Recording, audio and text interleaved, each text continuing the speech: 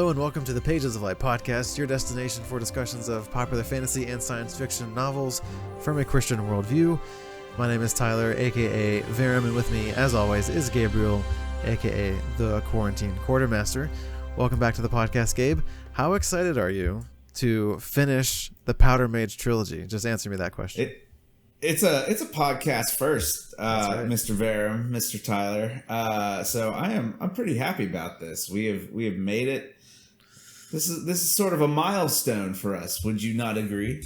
Yeah, that's true. We are going to finally finish a series on the podcast. So I don't remember when Promise of Blood came out. I think that was at the beginning of 2022 is when we started that. That was right before the baby hiatus that I had. So I think we did that episode and then we went on on hiatus for the podcast. So, and then we returned and we did the Crimson Campaign, and then now we're finally finishing with the Autumn Republic in 2023. These are going to go up in February, if I'm not mistaken. And so, yeah, it'll be 1 year ago that we started the series that we're now finishing. Look at us. So there you go. Traveling through time. Exactly. So yeah, I'll put links to the other podcasts that we did in this series as well down in the description, and I'll also put a card up there. I think it's up on this side somewhere. So I'll put a card on YouTube if you're watching the video version. And speaking of the video version, make sure you guys go over to the YouTube channel and hit the subscribe button. And yeah, we're trying to get to we're like 56 subscribers, so I want to get to 100. Got to get to 100, guys. So yeah, go over there and support that. Leave a comment, like, or do whatever you want to do. And, help us get to a hundo. A hundo, yeah. And we're also on other social media platforms: Facebook, Twitter, Instagram. Not that I use all of them all the time, but yeah, you can go follow us on all of those different platforms. And you can also check out the website, pagesoflight.com, and see just like Pages of Light as a brand, like what it is, what our mission is, what I'm trying to kind of do with the brand, so you can check out the stuff over there. And yes, as I mentioned, we're going to be finishing this book series, the Powder Mage Trilogy by Brian McClellan, with the Autumn Republic. So we already did part 1, and so this will be part 2, which is chapters 28 until the end of the book, the epilogue. And yeah, I'm also excited to just finish this series and talk about it. And yeah, it's just fun to finally finish something. And it's always like whenever you start a series and you finally get to the very end, it's like, sense of completion. You kind of get the resolution to all the different characters. And sometimes you may be like, that was a great resolution to that character. Sometimes you may be like, I wish something else had happened to this character, or you're hoping for something to happen that didn't. But either way, the story is now over. And although I hear some characters will make a reappearance in the second trilogy, you've read the second trilogy, the whole thing, right, Gabe? No, I actually haven't completed it. I think okay.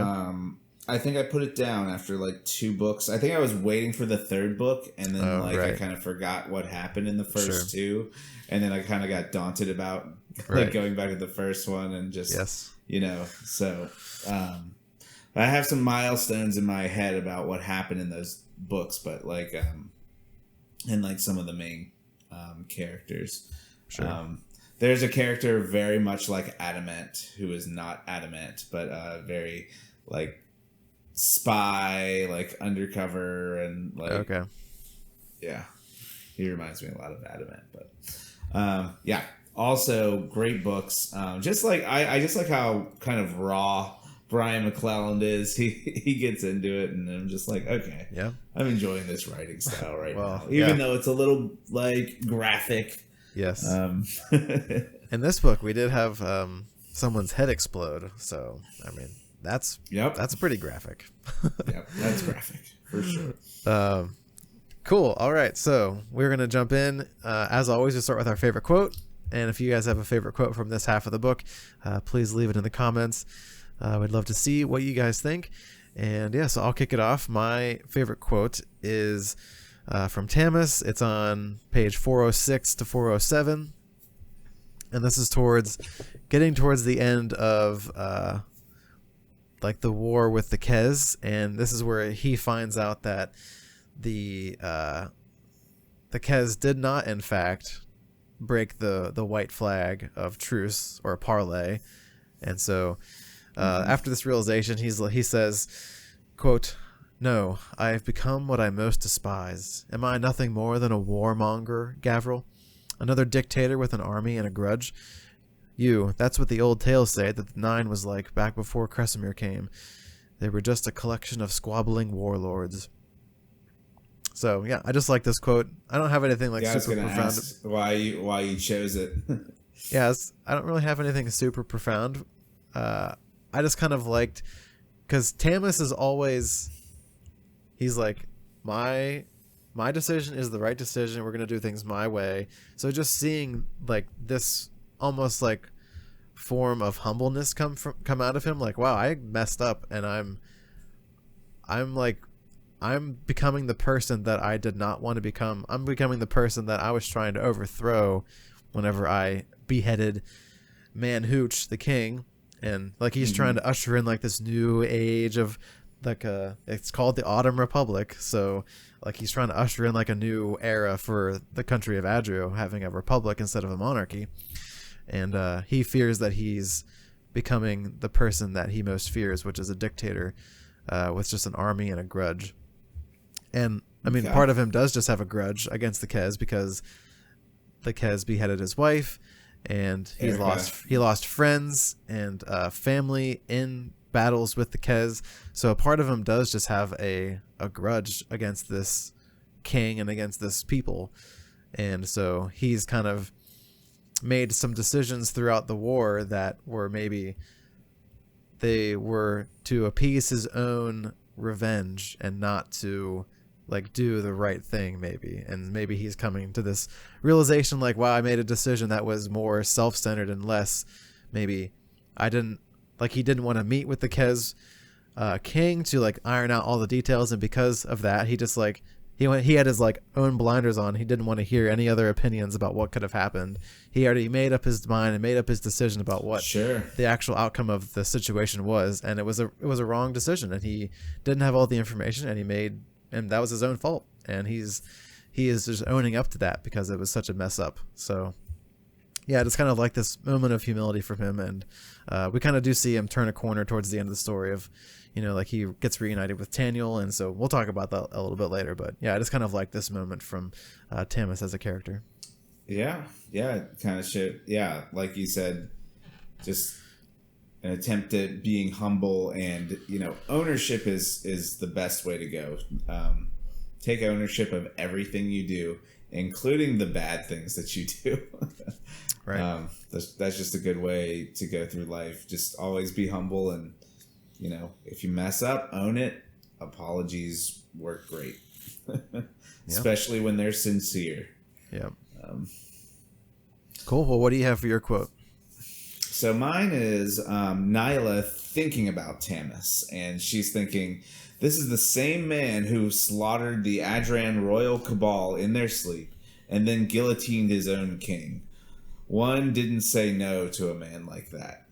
And so I just picked this quote because it shows, like, it's interesting because Tamas has ideals, right? He doesn't want the king to like dictate and lead the country into the garbage.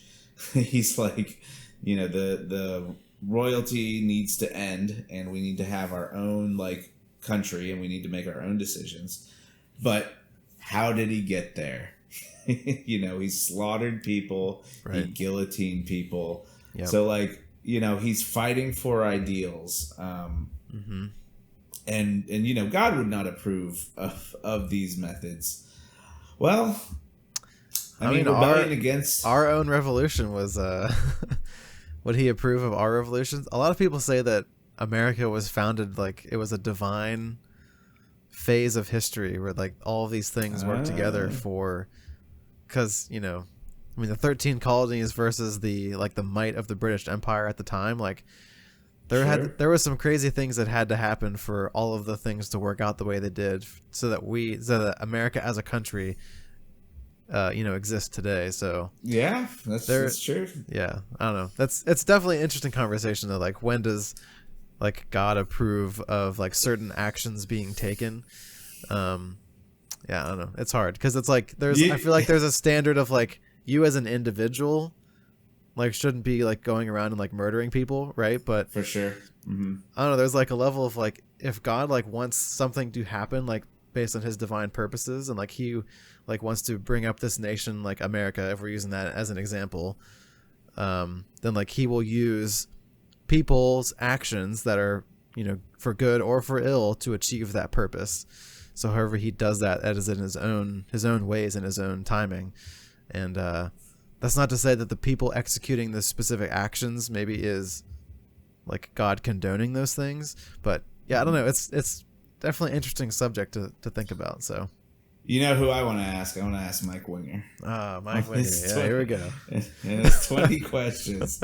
Dude, I've been learning so much. It's just like he's just a font of knowledge. Like he's just very. I was telling Gabe earlier that if he has an interview podcast show, then he needs to have an interview podcast with Chris Voss and Mike Winger, and that will be his channel's his podcast mission, to have those two people on his interview podcast. Listen, I negotiate all the time. I use all the Chris Voss phrasing, and you know what? It gets results. He knows what he's talking about. Yeah. And Mike Winger, he's just like he brings it every time someone asks a question. Right. And I love it when he ends a comment with like, everything about that statement was foolish. But he's usually like always so level-headed. Like he doesn't get like emotional. But he says it in such a level-headed way, and he lays out exactly why it's foolish. Right. And so, yeah. Anyway, but we digress. Cool. Yeah. Did you have any other thought on any other comments on your quote there? No, I just kind of like the juxtaposition of like having ideals but then using like a worldly way, like the ends justify the means. I don't think God wants to do that. I think there is like, if you're part of a government like fighting a war, part of like a social group, like that is different than like going and murdering someone, which is definitely not in our moral code. But like if there are like political powers at play, I think God wants you to defend yourself, and and that's where it gets gray. Like a lot of people don't take the time to dig into those thought processes, like where exactly Christianity would tell you and how to behave in those situations. Right. That's why we got to become biblical thinkers. Which it's good. So much more to think about, and these conversations bring us down those paths. Yeah, if you have any thoughts on any of those topics, leave us a comment. Cool. Yeah. So good quote, and let's move on to some book discussion. So before the podcast, we were like talking about how to structure this book, and so we've kind of laid it out in, what do we have here? 6 different phases of the story. So we've broken it down. So we have phase 1 is kind of the war with the Kez, and this is mainly Tamas doing a bunch of different stuff to fight the Kez and kind of all the things that happen with that. And then we have another subplot with Nila versus the Magebreaker, and she's over with Olem over in those like hills and valleys trying to hunt this guy down. And then we have the little subplot with Taniel and Vlora, who are trying to track Kapol and the people who captured her. And then another subplot is Adamat, and so he's already back in Adopest, and he's doing some investigation of some different things, Ricard's assassination and Men Without Shadows. Ooh, creepy. And so he's doing all this going on. Yeah, so he's doing all that stuff. And then the final two phases, this is where kind of like everybody comes back and the subplots kind of stop, and then everyone returns to the same location and they get into the same rooms again, and kind of all of the knowledge that people have accumulated from the 4 initial subplots is brought together, and then we kind of had the final few phases. So we have the return to Adopest, and this is Tamas meeting with his council, Claremont, and like the lead up to the election. And then the final phase is just post-election and all of the craziness and action that happens at the very end of the story. And so those are the 6 phases that we are going to be working with. So, and then each of us has taken a different phases to talk about, so we'll be jumping back and forth between each other, talking about different things. So you guys should see our notes page. It is like colored all the way from top to bottom. Red, green, blue, yellow, purple. That's how we divided it up this time. Right. We're trying to get better at dividing the book up into like more digestible sections so that it's easier to talk about and have conversations about different things. So sorry if we're a little raw, guys. Like, we're working on it. Yeah, right. It's all good. It's a process. It is a process. All right, so we're going to kick it off with the first phase, which is the War with the Kez, which the Quarantine Quartermaster is going to kick us off with. Yes. So we ended our last podcast. We were talking about how the Kez have attacked the back lines of Tamas's army, and Tamas has flown into a rage, and he will not see any of like King Ippoli's messengers that are coming to the camp. He's refusing to see them, and so now we're entering like the second podcast. And so Tamas talks with Bayon Ipoli, and he keeps saying like my dad would not do this. He kind of fears Tamas, and he just really doubts. Bayon is just trying to convince Tamas that he would really doubt his father would break the white flag of truce. So time goes on, and Tamas is summoned over to the Delo King Sulam's tent, and this is where he learns of a new threat. So the Delos have brought like 60,000 men, I think, and they're supporting Tamas in the fight against the Kez. But at the back of the baggage train, there's the Kez Wolf, who has some black wardens with him. And so Tamas is kind of like, you're really letting this one guy like mess with the whole train. Like, are you serious right now? Yeah. He's like kind of fed up. And so he's like, I'm gonna just send my guys like out there, and we'll take care of this. Right. He's like, and it seems like his officers are like scared of the guy because they're getting wasted over there. Like they're losing so many men, it's ridiculous. Yep. And Tamas is just like in disbelief, but apparently with a conversation with Bayon, he learns the name Caesaram. Thank you. And he's just a very experienced fighter. And he's also, we learned that he is a mage breaker. So I don't think we've talked about mage breakers since book 1, where they were hunting in the city, Julene, and they had a mage breaker with them. And he's a strong mage breaker. So they have an ability to nullify the else, which is how privilege uses magic. So they give up their ability to create privilege magic for the power to absorb it. And then like they make this radius around them where no sorcery can penetrate. And you don't have to be a very strong mage breaker to be very effective against sorcery. Right. But I think they made a comment about like he was actually a very strong privileged, and he gave it up anyways. Because I think they were talking about like usually the weaker privileged people will do this because they can be more effective as a mage breaker than they can as a privileged. Right. But I think they were talking that he's on another level because he was already a very powerful privileged, but he also gave it up, so now he's an even more powerful mage breaker. And I think that's why he's giving them so much of a problem. Giving the Deliv so much of a problem. Yeah, I bet his sphere of influence is just like massive, right. Like AOE. Yeah. of it, covering like multiple, like all of his army basically. So yeah, he's definitely very powerful. Yeah.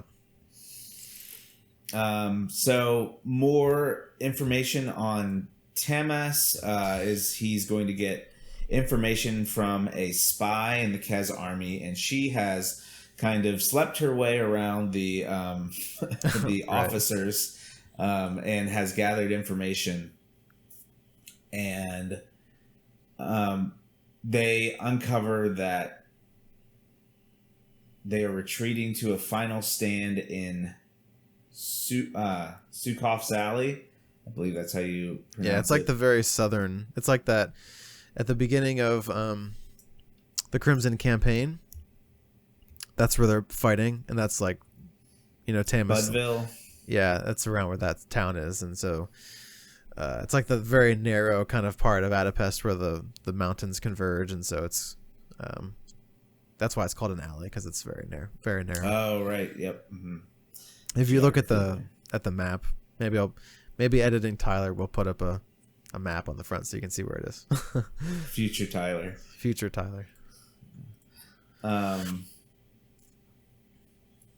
So, and then another big piece of information the spy reveals is that, like, on the Kez side of things, everyone thinks that Tamas is the one who has destroyed the parley, and not Ipoli, and that's coming from his own men. So this is like confusing information at this point.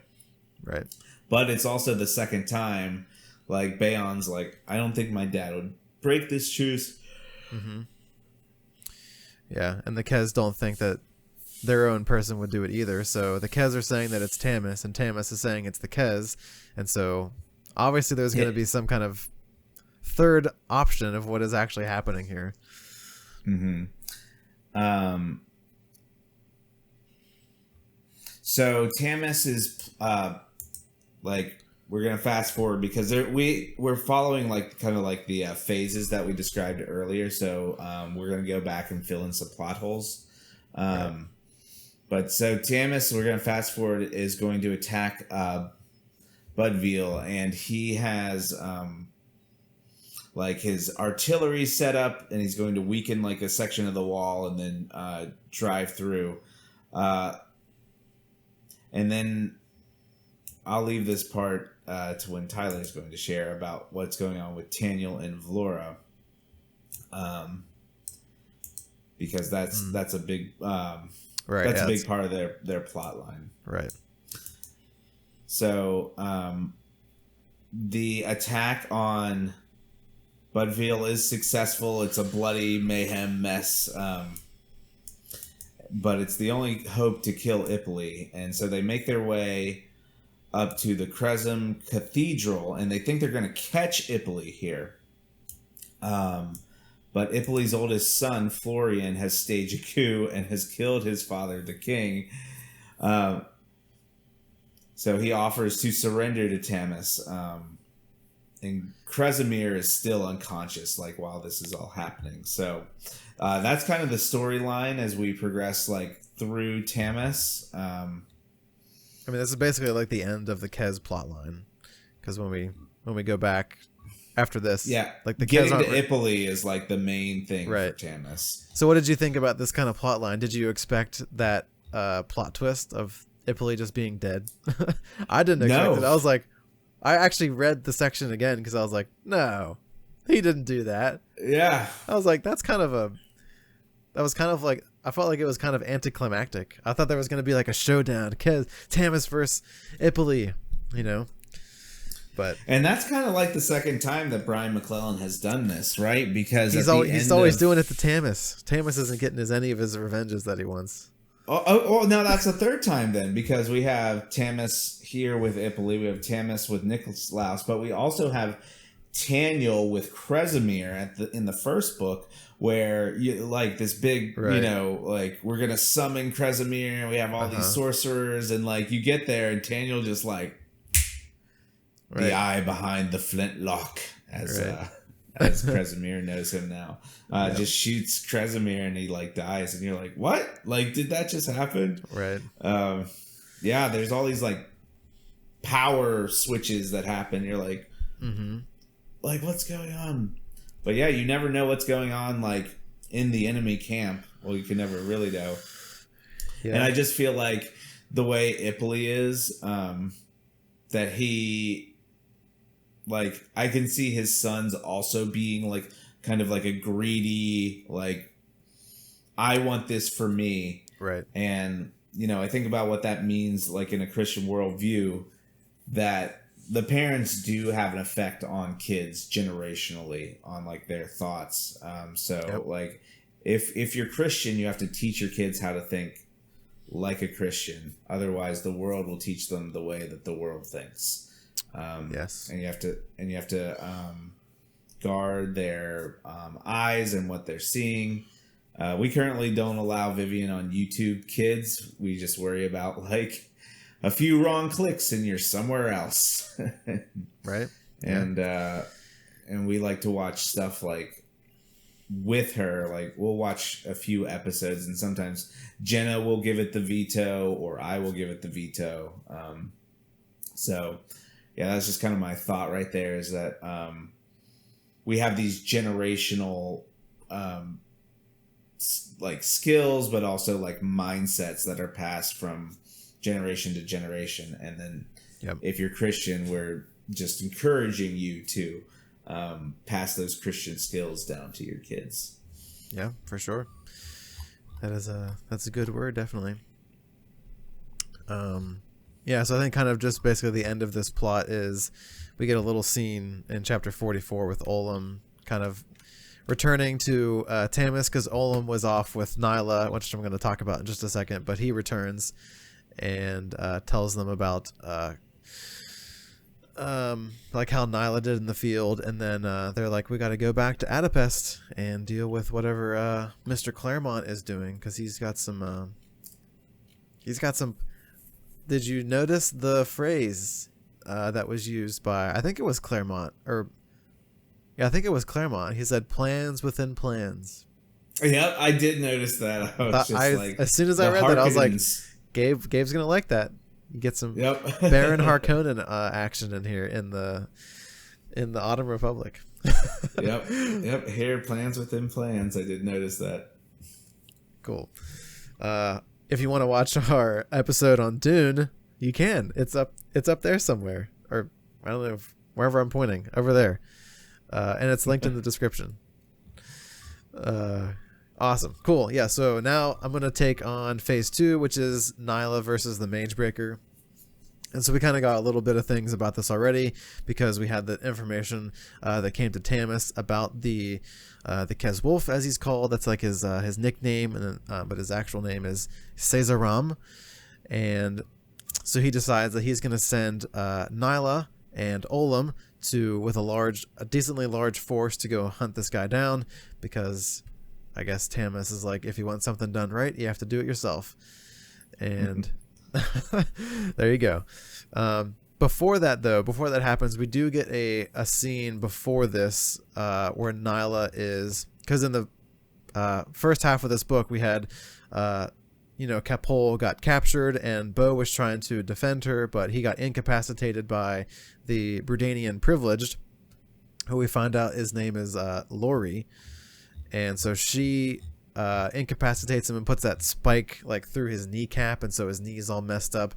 And so Nila goes to the Deliv camp because he's getting healed by them, and she's trying to figure out, like, what's his status, like what's going on with him, is he okay, is he going to make a full recovery, all these kind of questions. And so she sees she kind of gets confronted by this one of the guards, and they think that Nila is like one of Bo's whores, essentially, and which is not very flattering. But she's not wearing privileged gloves, though, because she doesn't need them, and so people don't take her seriously when she doesn't have the gloves on, because they don't think she's a privileged. And then she actually changes that later on in the story, where she wears them because she says people take you more seriously whenever you put your gloves on, because they realize you have some kind of authority that you're speaking from.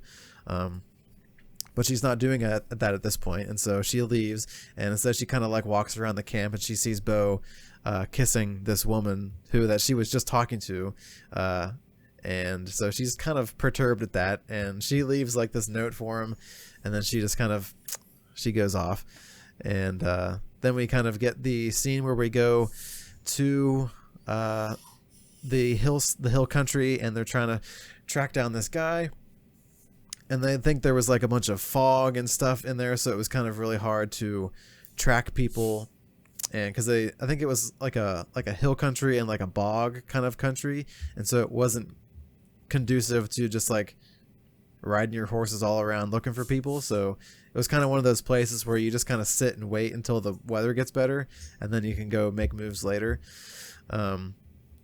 So they're just kind of sitting there talking. Definitely not the ideal place to be like camped out with a bunch of soldiers, like being hunted. Yeah, but I mean, Caesaram obviously picked this place on purpose. Like, he doesn't want to be found, and so he's going somewhere where he knows it's going to be very difficult for them to, root him out of that area. So that's why he's been very successful in what he's doing up until now. So they're just kind of camping out, and the Andrins catch the Kez by surprise, and they move to attack, and the Kez try to retreat, but Nila uses her sorcery, and so they retreat into this kind of place called Brood's Hideaway, which is like a labyrinth of hills, which I was just talking about. And so they kind of have an initial encounter, and then but they don't get all of them, and so they have to retreat and fight another day. And then later on, they're just kind of hanging out, and then there's another surprise attack, but this time it's from the Kez. And so this is where Nila and Olem, they get captured, which is unfortunate. And so we kind of get from Nila's perspective, we kind of get like, she's kind of fighting, and then she kind of gets knocked out in the head, and then it's kind of like black screen for a bit, and then the next time we get another scene is that she's just waking up as a prisoner in the camp. And so it's kind of like in I like to bring in the Lord of the Rings references, but this is the Hobbit this time. So this is like towards the end of the Hobbit, in the Battle of the Five Armies, Bilbo just gets knocked in the head, and then he just wakes up and the battle's over. If you remember that scene correctly. So it's at the end there. Yeah. So that's kind of the same kind of situation where she gets hit in the head, gets blacked out, and then she wakes up. And so Olem is like almost beaten to death, essentially. Like, his face is all mangled and messed up. And they've obviously been torturing him for quite a while.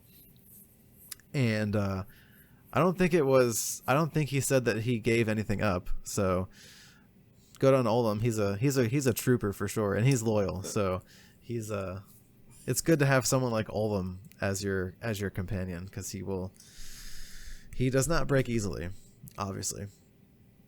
And he's a charming guy, and like you just kind of want to root for Olem. Right. He's always doing the right thing, and he still had that line from the first book that made us both laugh. He was like, "I won't, when the time's right, I won't need to," or something like that. I forget the punchline, but Olem's just a good guy. You like Olem. Yeah, and Olem and Nila have a bit of a history, because she was like the laundress in like Tamas's. I don't remember the scenario, but like they were together a lot, and so she would see him and he would see her, and he like basically asked her out, and she was like, "Nah, we're not gonna do that," because she like had other motives at the time, and they kind of have a conversation. She wanted to kill Tamas. She wanted to kill Tamas. That was her motivation at the time. Right. And she wanted to take care of Jacob and stuff. So like wherever he was going, she was going. So, she couldn't just be like, "Oh, I'm just going to let Jacob fend for himself, and he's fine. He's whatever." I think they kind of talk about that before they get captured, if I'm not mistaken. They talk about, if things would have been different, maybe they would have, dated and, had some kind of a relationship. Yeah. So Nila I don't know, what do you think of a Nila Olem relationship? Do you think that would work? I think so, because the thing is that Nila is now privileged, right. But Olem is so chill that he could roll with it, right. And I think that they could be like a good couple together.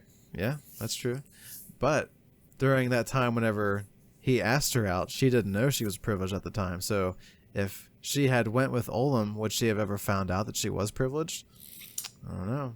We'll never know. We'll never know. It didn't go down that way. Somebody write a fan fiction. Alternative reality. Right, yeah. Alternative reality to our fictional universe. Because, I mean, if we're writing fan fiction at that point, she does discover her powers, but it's in a different way. Like, you know, because she doesn't have bow there. But then, like, right, there's like what crazy scenario right, yeah, is she in that like forces her to like tap into her powers and then be like, how am I doing this? Right, yeah. She has some near-death experience and like fire just shoots out of her hands or something, and she like melts someone's face off, which she does frequently, it seems, in this book. Nope. Okay, it's kind of her go-to. random side plot thing over. Nope. But so yeah, basically she wakes up as a prisoner, and she actually is able to escape because she didn't have any gloves on, so they didn't think she was a privileged, and so they just tied her up with ropes and stuff. But she's obviously a fire privileged, or she's competent in fire, and so she burns her ropes, and she escapes, and she's on the run, and as she's like running away, Bo just comes riding over the hill to like save her from these pursuers. That was a cool scene. Like, he just comes over and just like flattens like all these people that are trying to capture her. So it was a good return for Bo. It's like, even though he's like fighting through this immense pain that he's just experienced with his knee, and we find out that they just took his whole knee. They took the whole half of his leg off, and so he's got this little prosthetic. He's basically a pirate. He's got a peg leg. So I'm just gonna call him Peg Leg Bo from now on. Peg Leg Bo. And then we can also have a fan fiction of Bo and Nila as pirates on the seas. So that's another fan fiction we can do, because Nila and Bo can just set other ships on fire. They would be unstoppable. Yeah, they'd be the best pirates. Or the worst pirates. They might just burn everything. That's true. Bo would let that happen. But Bo's too good with his sorcery. He's precise. Okay. So yeah, the Andron cavalry arrive, and then she leads them back to the camp so they can get Olem back. And so yeah, that's where we basically. Oh yeah, before they do get Olem back, but there's kind of a confrontation between, is it Nila and Sezram? I think, yeah, Nila kills him because even though he's a mage breaker, she's able to like penetrate his abilities because maybe her powers are more.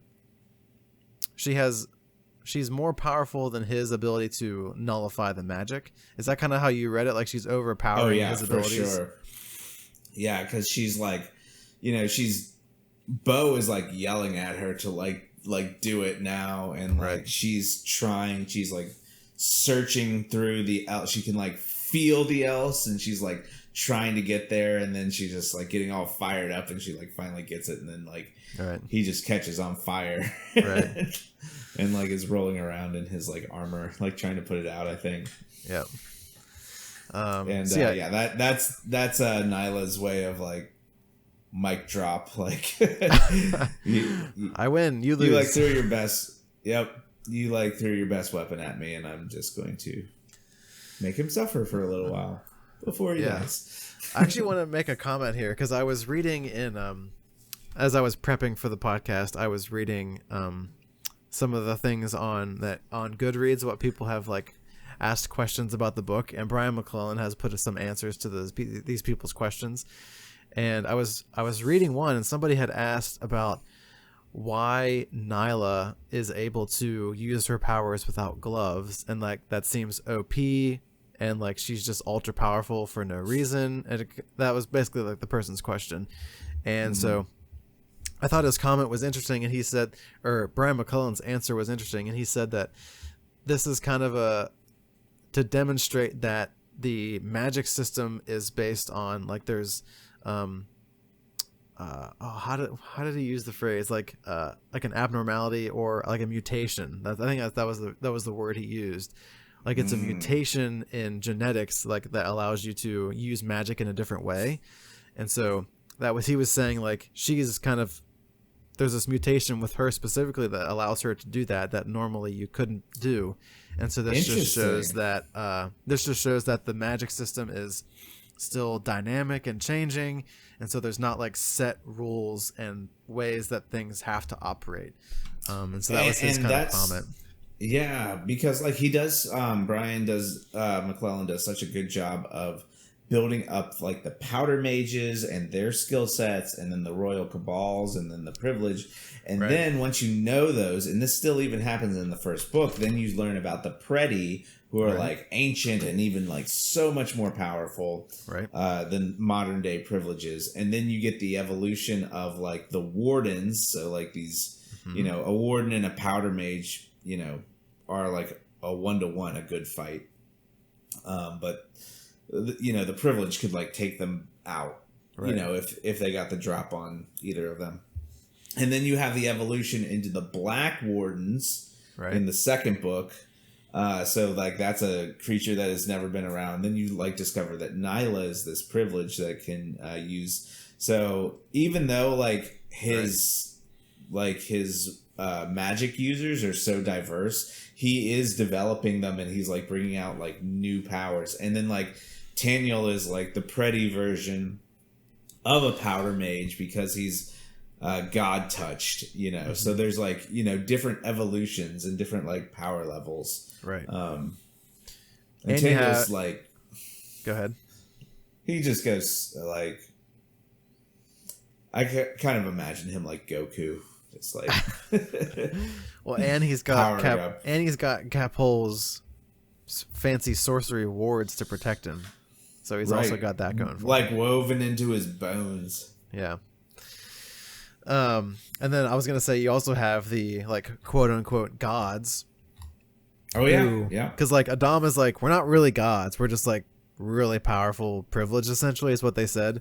And so there is like an element of like massive amounts of like power differential between two different, or like the different like levels of magic users in this world. So you have like your knacked people who are like the basic level, and then you have like your powder mages, and then you have your privileged, and then you have I guess your Preti would be next, and then I guess the gods would be after that. And so, and then within those different levels, you have, I guess you could have different mutations. So like Nila is a privilege, but she also has a specific mutation that gives her like a 1-up power level on the other privilege. So she's almost between, she's kind of above a privilege, but not maybe a Preti just yet in terms of like power level. So yeah, I thought that was an interesting answer to that person's question, and I really just wanted to share that with people on the podcast.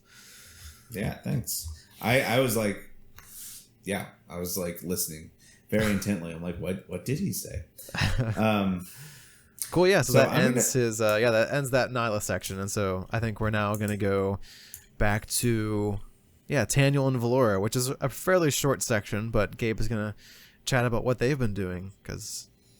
Yeah, I mean, this is the whole like reason why Tamas is like attacking Epilogue is because Capol has been captured and taken away by the Kez soldiers, or so it appears, right? So Taniel is going to, you know, track Capol, and Vlora is kind of sent to help him, and so then they have the moment together where, you know, they were young lovers, and now they are paired back together after, you know, Vlora has betrayed Taniel's trust by sleeping around on him, and then they, you know, obviously broke up. But since then, Vlora has been with Olem.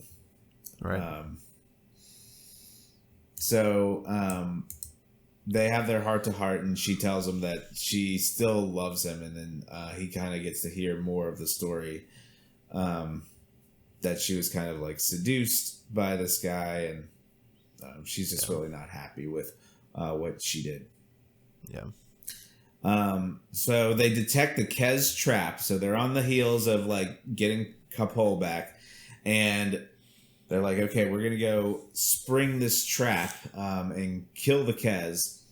But it was like, I don't know, like a double feint. Like the Kez knew that they were going to be seen, so they set up like a secondary attack that is going to wipe out a large like portion of Taniel and Vlora's forces.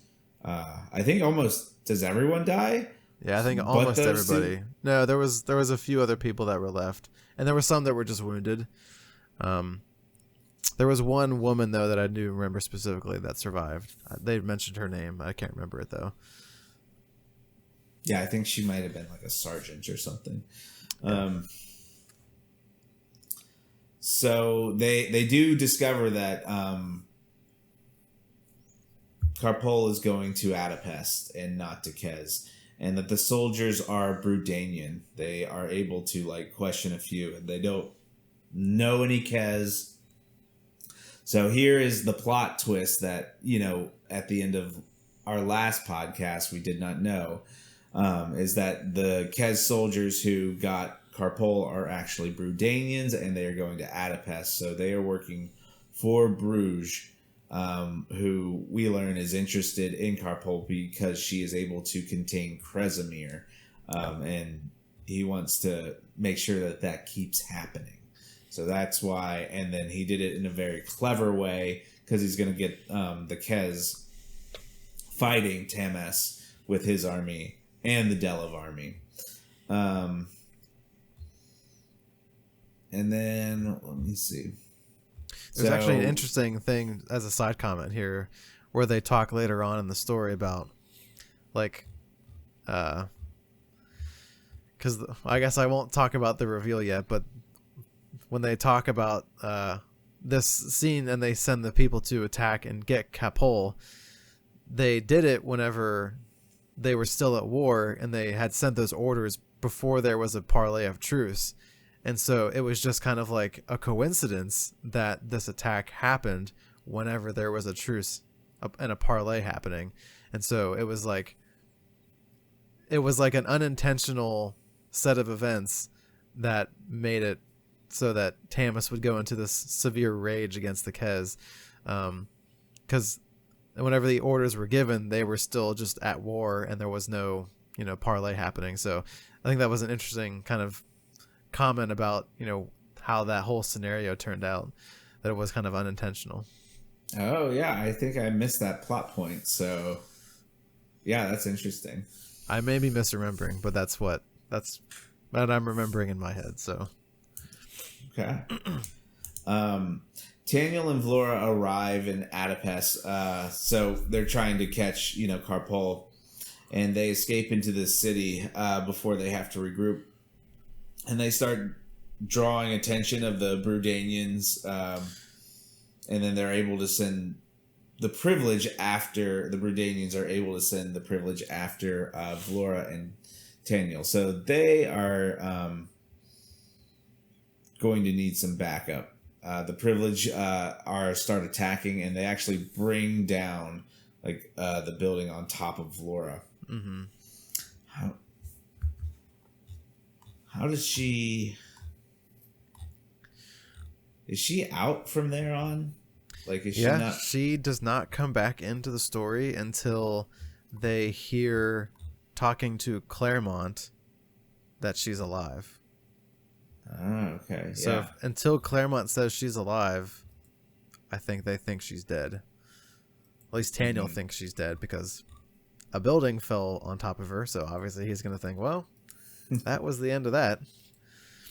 Yeah, I think she doesn't come back until definitely a few chapters later until they talk to Claremont. Mm-hmm.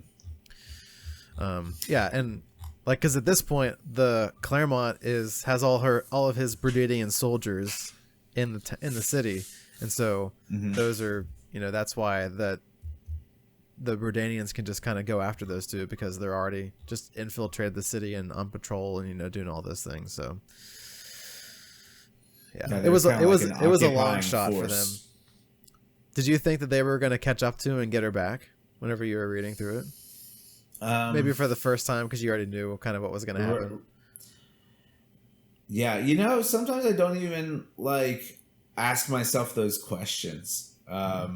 I just kind of like go along for the ride. And it also, like, I must say that part of that is like the audiobook, because I'm not like, you're not reading every word yourself. You're kind of like listening to the journey. I think that's a different way that, right.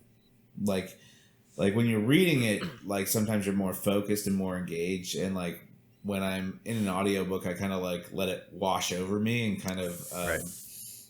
like give me the story that it's giving. So yeah, I don't always think about that. I think writing for the podcast has like made me start thinking that way. But with movies, I look at everything. I'm like, this is a script that is like every little like thing has significance. And like, I love predicting a twist like 2 or 3 episodes before it happens. I'm like, yeah, I got that. Yeah, I do. Because you mentioned in our first podcast that I got a few of my predictions right, and I'm actually not. I think I predicted. Well, we'll just say spoilers. I'm assuming that you've already listened to this. Well, I don't know. Some people haven't listened. Maybe they haven't read the book and they don't want to know. But spoilers for the end of the book if you want to skip 15 seconds ahead or whatever. So Tamas dying. That I did say, like, I feel like Tamas has to die and he can like show his true love to his son and that he's proud of him and all that kind of stuff. So I was happy that I got that prediction right. I feel like somebody important had to die at the end of the book. So yeah. I feel like you can't have a good ending to a story, at least this kind of a story with like lots of war and death, because at some point you're just like, wow, I mean, yeah, my character's been in like 9 near-death experiences, but he always makes it out, like there's no stakes, you know what I mean? Like, so I feel like I don't like when stories are like everyone always survives and it's a happily ever after or whatever. So I feel like because then there's just like you're never afraid for your characters. And I think that's one thing that Game of Thrones does really good, is that he builds those characters and then he just takes them out. Right, yeah. So like there's never a character where you're like, I don't know, I think that person's definitely going to survive to the end. Like in Game of Thrones, like you're always afraid like maybe this chapter could be this character's last chapter. So I like being on your toes in that sense. And then you have then you have like the Red Wedding. Right, yeah. Like what just happened to this whole story? Yeah. Everyone just died. Well, don't spoil who dies at the Red Wedding. If anyone has not read or watched Game of Thrones. Yeah. But yeah, you'll be sad at when the Red Wedding happens for sure. Yeah. Cool. Yeah. Where were we? I don't even know how we got on that topic. Side quest complete.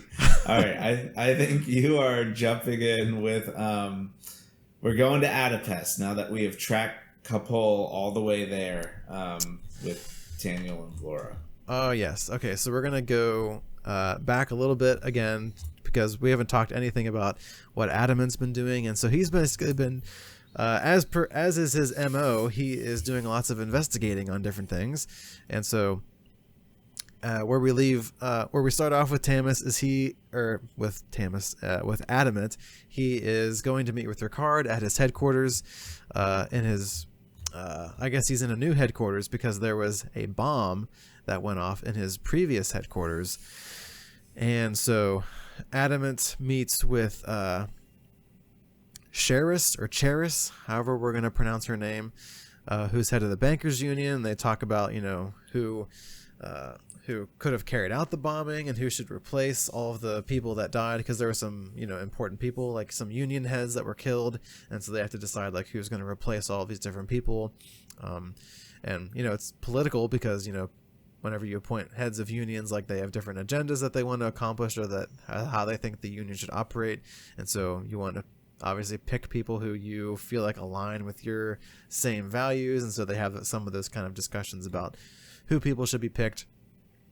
And We also get some comments about the election where Ricard is kind of worried that Claremont's going to win because he's got a lot of public support with all of the different things that he's doing, and he still has this mystery benefactor or supporter that he has yet to reveal. And we also learn like a little side comment here that Charlemont has escaped his imprisonment, and so we don't really get any more details about that. We just kind of get that he's escaped, but that will come up very soon, and we'll talk about that in a second. And then so after this, we have kind of Adamat and Fel, who is, what was the academy that she went to again? Fontaine Academy, right? She went to this like super specialized school, and so she's basically an awesome person. That's how I'm going to describe her. Straight up. So yeah, they go to investigate the bombing scene just to kind of figure out what happened and who is responsible. And so that's kind of the setup for Adamat's story. And so we get some scenes, and they go and investigate, and they decide that, the most likely explanation is that it was some kind of mercenary powder mage who used some kind of refined black powder so that they could increase the power of the blast, because they were kind of looking at it and they were like a powder mage wouldn't be likely because, powder charges aren't big enough to cause this kind of a blast. And so they're kind of going through all their different options, and this is kind of the conclusion that they come to. And so they go to the university because they want to kind of investigate, is black powder refining a thing? Like who is doing that, and like how, like would it be powerful enough to have a blast that could cause this explosion that happened to Ricard's headquarters? And so this guy Uskan, I guess he's kind of like he was Prime Lecter's kind of like second in command, I guess, who was the head of the university. And so he tells them about this company called the Flaring Powder Company, who make this special stuff called blasting oil. And then he also makes a comment to them to check out Charlemont's private library because he asked him about people who don't have shadows as well. He also has been slowly investigating this idea in his head, and so he's getting a few tidbits here and there throughout this half of the book. Then let's see, so they get the information about the Flaring Powder Company, and so they go there, him and Sue Smith. It's always good to have Sue Smith back in the story. Just some good old hired muscle. This is actually interesting though, because like they go to this Flaring Powder Company, and the guard's like, "No, you can't come in. Like you're investigating things. Like this doesn't sound very good. Like come back with a warrant or whatever." But it turns out that Sue Smith is somehow like friends with the family from years ago, and so they're like, "Wow, how you doing? It's good to see you." All this kind of stuff. And so they actually get let through because Sue Smith has an in. It's not you don't imagine. It's not what you know. It's who you know. Yeah, you don't imagine Sue Smith has this deep network of friendships. Oh, yeah, really. But, yep. He came through in the long run. You go, Sue Smith. Yeah, go Sue Smith. So they get let into this powder company, and they make this discovery that there's that one of their chemists that they had, his name was Borin, and so he made some kind of special thing called blasting. I wrote blasting powder, but I think it's blasting oil is what the actual phrase was. Yeah, blasting oil. And so they learn that he made this stuff, and he made some kind of backroom deal with this group called the Underhill Mining Coalition. And so they kind of fired the guy, but they also found out that he was killed in some kind of explosion with his own blasting oil. And so that's unfortunate because they can't question him to verify this information. But now that at least they know that some of the blasting powder or blasting oil was sold to this, Underhill Mining Coalition. Whenever I read Underhill, I just thought of Lord of the Rings because. Of course you did. Because whenever Frodo is leaving the Shire, he goes by the name of Underhill. So There you go, Mr. Underhill. There you go. But yeah, so Adamat goes back to Ricard, and he reports all these different findings that he's got. And Ricard's like, the Underhill Mining Coalition, that is the Underhill Society, which is kind of a front for this like secret society that Ricard is a part of. And Ricard's like, I'm not going to tell you anything about them because it's a secret society, obviously. So Ricard's not going to be, talking about his secret dealings and stuff. Forthcoming. Right. Yeah.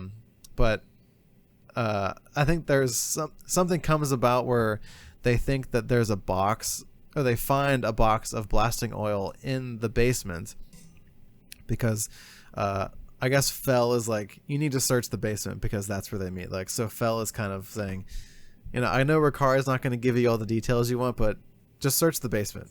Maybe just start there. And so they go down there, and there's like all these wine bottles and stuff because Ricard's like a big wine guy. And so they find these blasting oil bottles in there, which is no good, obviously. And, very dangerous. Yes, very dangerous. And then just a few more things here with Adamat. So they discover that this like mercenary guy, Denny of Rodiga, I guess that's kind of how I'm going to pronounce it. So he planted this blasting oil, and they find out that he was hired by Sheris, who was the head of the bankers union, which is a surprise to Ricard because they have kind of been, it's implied that they've been intimate kind of off and on throughout their life together. So he's very surprised by this. And so they go and they arrest her, and they're saying, you're being arrested for the attempted murder of Ricard. And she admits to Adamat that she did it because she says Ricard is a visionary, but an idiot and will make a terrible first minister. So she's just like super blunt after they kind of figure out that she did it. And that's also her like being like rude, right? That's right. Well, that's the reveal that we haven't necessarily got yet, but yeah, she is the second half of Brood.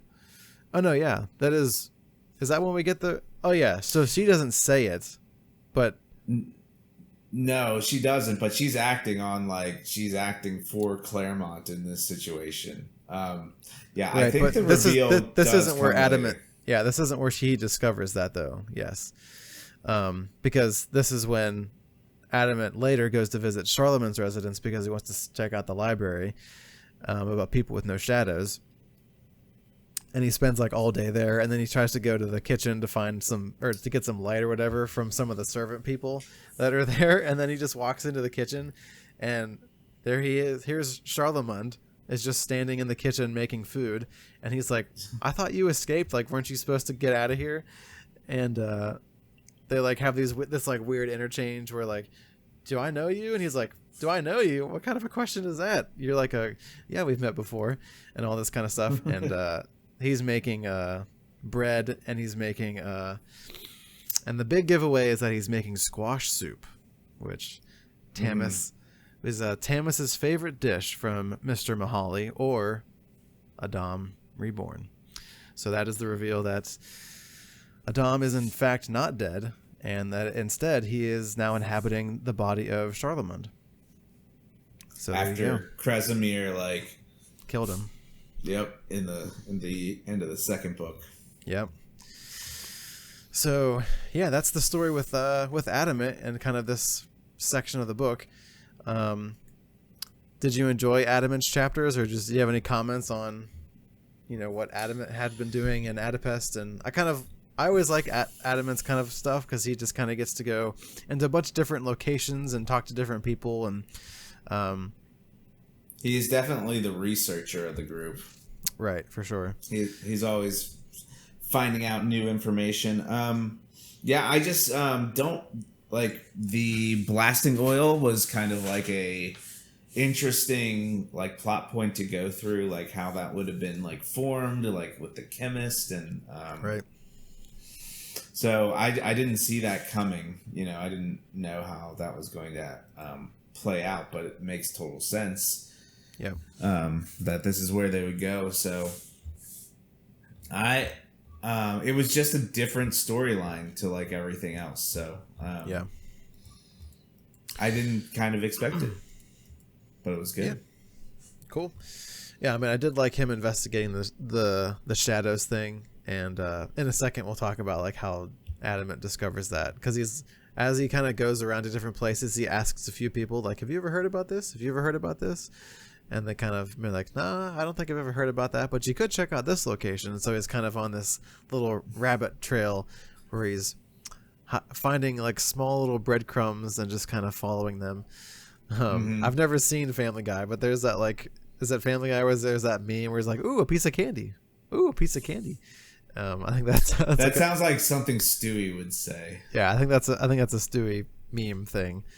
So not that I don't think I've ever watched a full episode of Family Guy, but I have seen that. I have. I've seen that and I used to laugh at it, and now that I'm Christian, I'm like, man, this is such off color like comedy. And like the fact that I still find it funny is like sad and a little like I'm disappointed in myself, sort of. I just have like this image, like Peter Griffin, like taking a man's turban and like when drying his hands on like the turban because he like walks away from like the blowing, like the forced air machine, and he's like, it never really gets him dry, and he grabs the guy's turban and just like dries his hands. I'm just like, this is what I used to find funny. This is really bad. Well, I mean, it's funny. It's like a bad joke, but it's still funny. You know what I mean? Not that I don't know. I think you're being a little too hard on yourself there.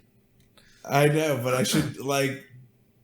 I guess I'm like, should I not be endorsing this sort of humor? Yeah, I mean that's just the tip of the iceberg. You know, that show goes deep. Well, actually, I don't know because I've never seen an episode. So. Oh yeah, well.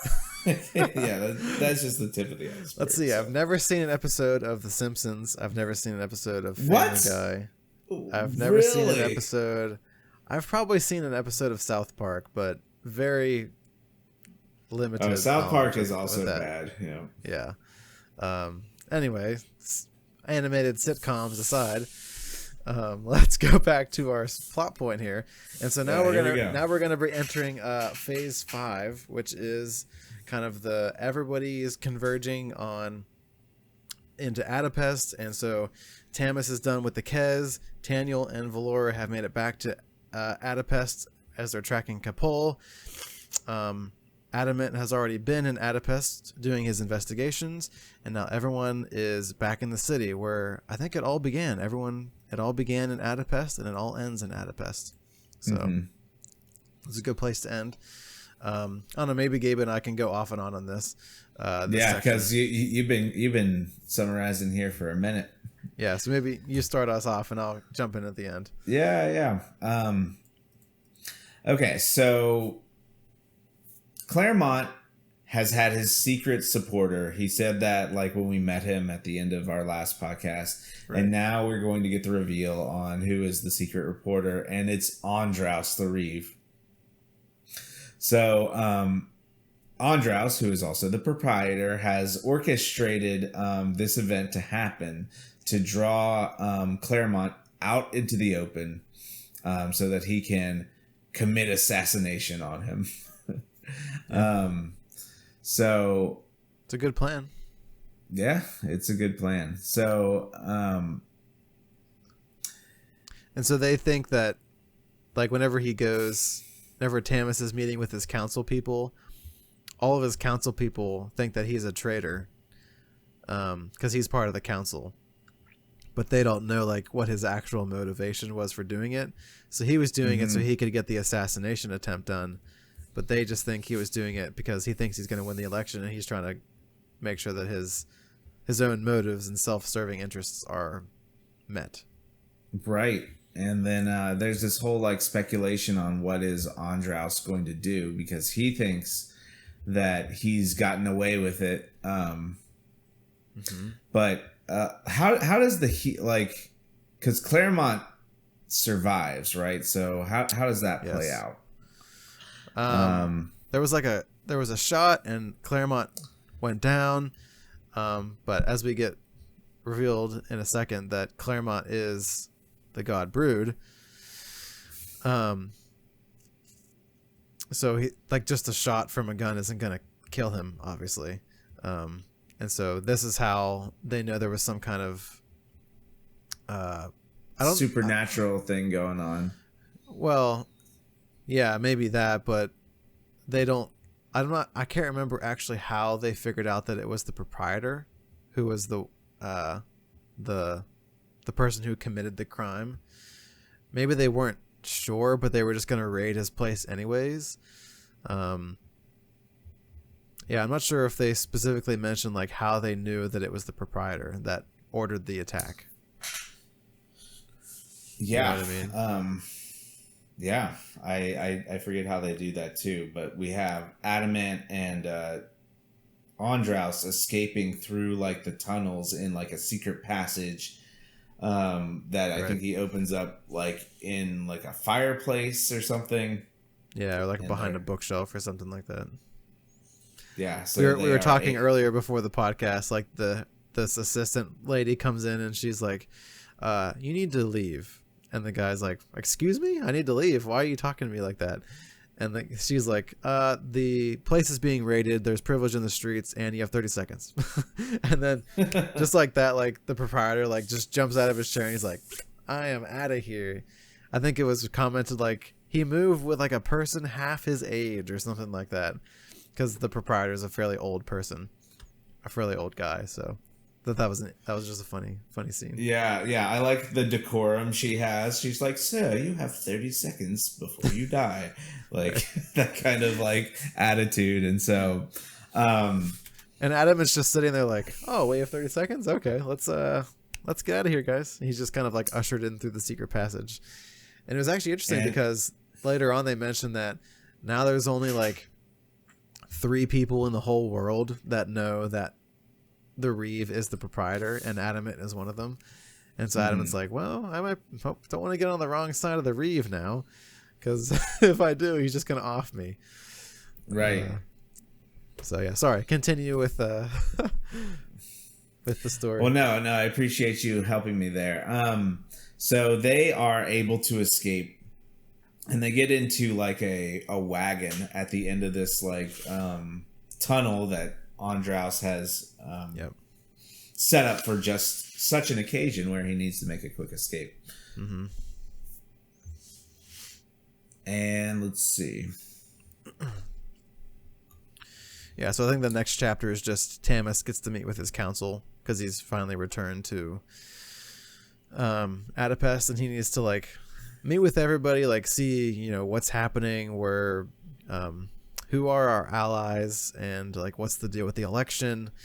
So they talk about some other things, like the Wings of Adam are there because Lady Wenceslav is, and she's kind of explaining to them like why she decided to remove her troops, because some of the people are like, "Why did you, like, we're supposed to have a united front, and you leaving makes it all look bad," and all this kind of stuff. But you know, Tamas did all these things to like, as we talked about in the last podcast, like he basically used them as as bait and just like let a lot of their soldiers die.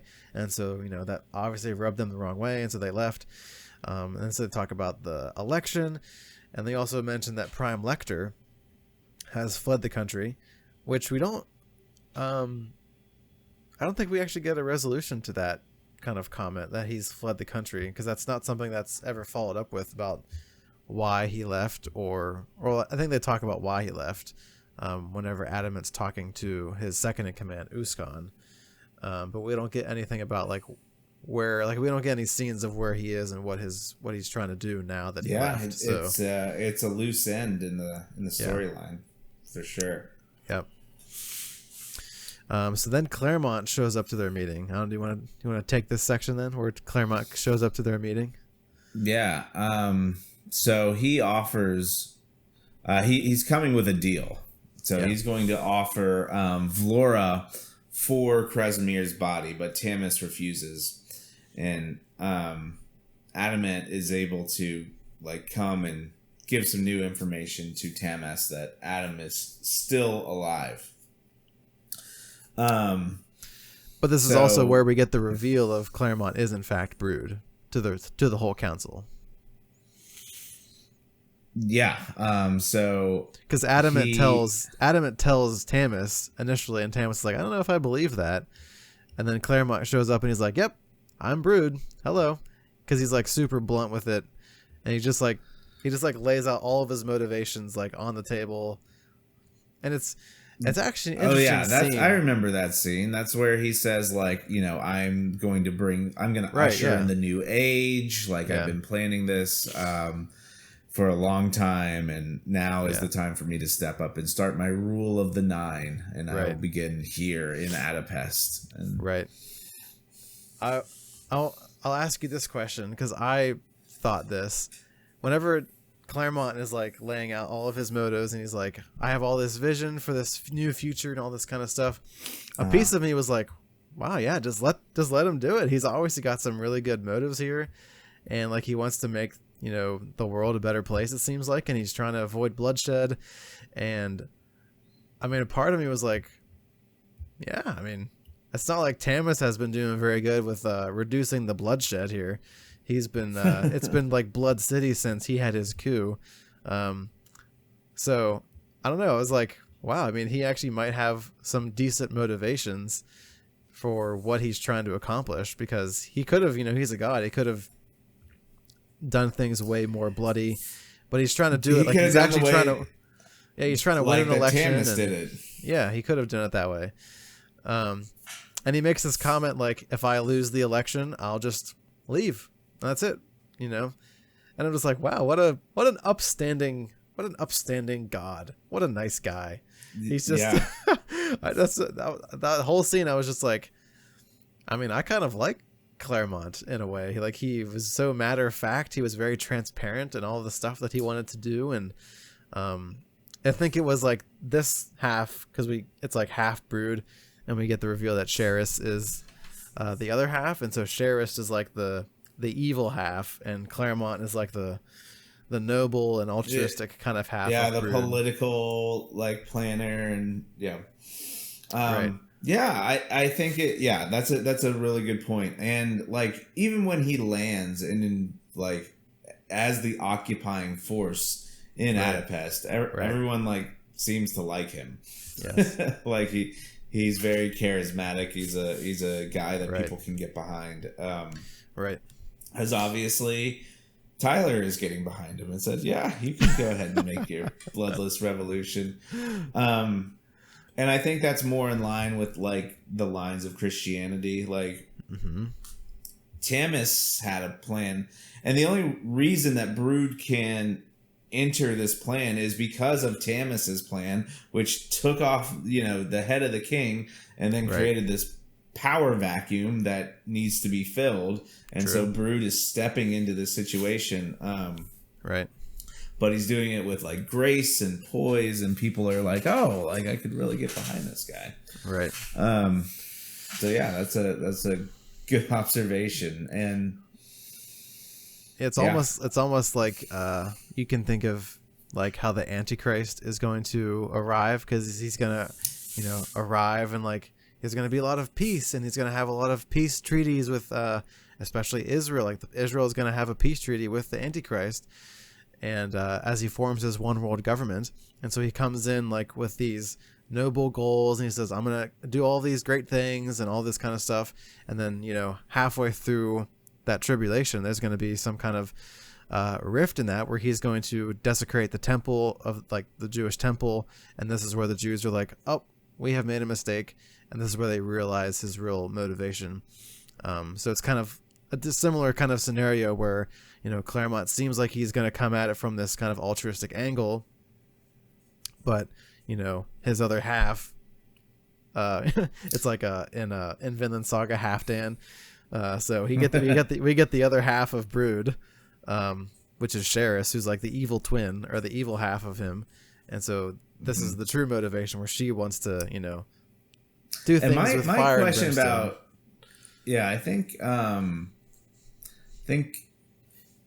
Karis is when was she a god? Like, how long? Because she's been sleeping with Rickard for like what, a decade? I think she's always been it. Yeah, just since because I think they were twins. Yeah, they were twins. I think it mentions that they were twins forever. Conjoined twins, like back in the time of Kresimir. I don't know if they were conjoined twins, but they were. They were conjoined. Oh, is that what it says? They were conjoined twins? Yeah, and then that Kresimir separated them, and that's why they're the two-faced. They were always supposed to be one, but Kresimir separated the conjoined twins, and then they became two separate people. Okay, yeah. Maybe I just missed that specific point, but that's actually interesting because you actually have the distinction now between... That's why Claremont seems like he's so noble and altruistic, and Cheris seems like she's so... There's a stark difference between the two of them and their personalities. At least whenever she like reveals herself to be Brood, because whenever she's just Cheris or Karis, however we're saying it, she like seems like she's a normal person, but she's got that, you know, filter on her that she's just acting as a human. But whenever that's taken off, then her true self is revealed. And so you have the stark difference between how Claremont acts and how Cheris acts. So it's interesting that if they were conjoined back together, like what their personality would be like.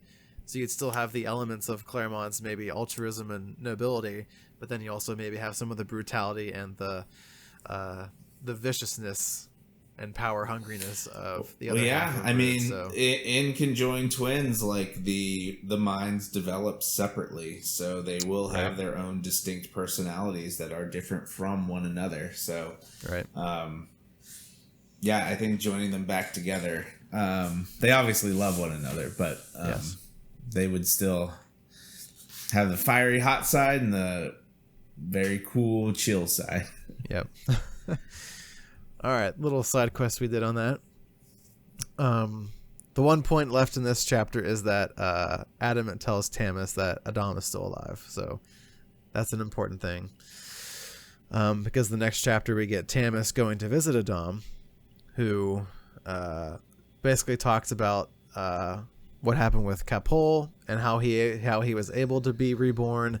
It's an interesting scene where he talks about, you know, Capol. This has had to do with Taniel's coma back in book 2, where Capol, I guess, realized that in order to save Taniel, a life needed to be sacrificed essentially to do that.